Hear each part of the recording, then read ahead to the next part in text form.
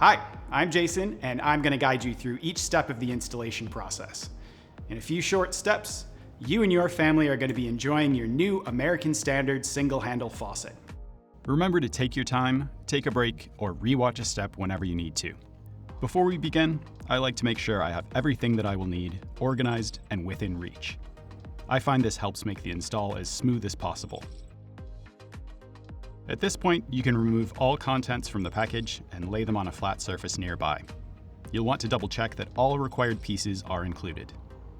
Gather all the required tools and keep them in your work area. While not required, I like to keep some old towels or rags around. You might need them to catch some water or for a quick cleanup when removing the old faucet. Since we're going to be working under the sink, a small flashlight is useful too. If you haven't done so already, make sure you turn off the hot and cold water supply. Okay, so with our prep work complete, it looks like we're ready to start. The first thing you need to do is decide whether you are installing the deck plate included with this faucet. The escutcheon, also called a deck plate, is the plate that sits between the bottom of the faucet and the sink or mounting surface. It is usually used to cover any holes you might want to hide. If you have decided not to use it, simply disregard instructions that are specifically for the deck plate. The remainder of the instructions are the same. The first thing I am going to do is apply a bead of putty to the bottom edge of the deck plate. Make sure that the seal is sitting properly within the recess of the faucet body. Once it is, insert the supply hoses, spray hose, and shank through the hole of the deck plate and sink. From the underside of the sink, insert the hoses through the rubber washer, brass washer, and threaded lock nut onto the shank. Then hand tighten the lock nut and pre-thread screws. At this point, you'll need to make sure that the faucet is properly aligned. The handle should be positioned on the right and the American Standard logo should be facing forward. Now, using a screwdriver, tighten the screws on the lock nut. To ensure even pressure, work your way around the lock nut, tightening each screw slightly until all of them are snugly in position. We are ready to connect the flexible supply hoses directly to the wall supplies now. Ensure the filters are seated in the end of the supply hoses. The hose with the red label connects to the hot water supply. And, you guessed it, the hose with the blue label connects to the cold water supply.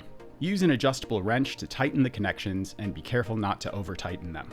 The included faucet supplies are 35 inches long, measured from the faucet base. If you require additional length, purchase them separately from any hardware or DIY store.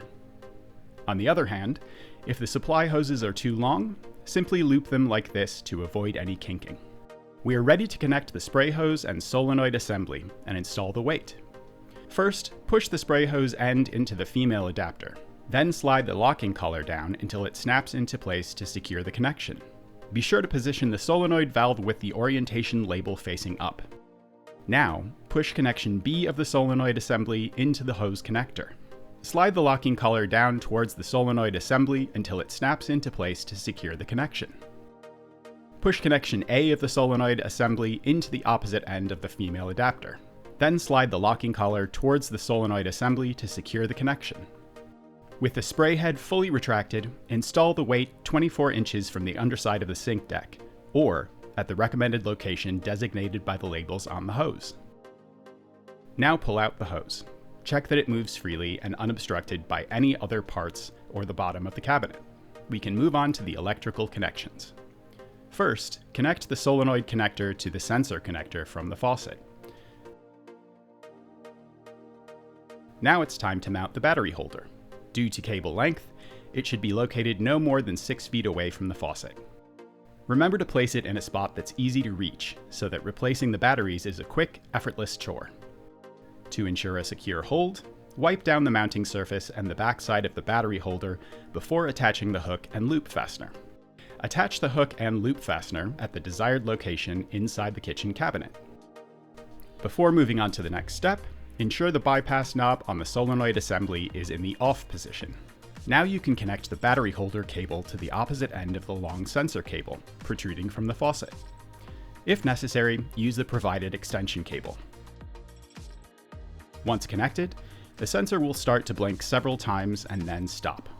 With the handle kept in the off position, unthread the sprayer from the hose and move the handle up and down and left and right to thoroughly flush the lines.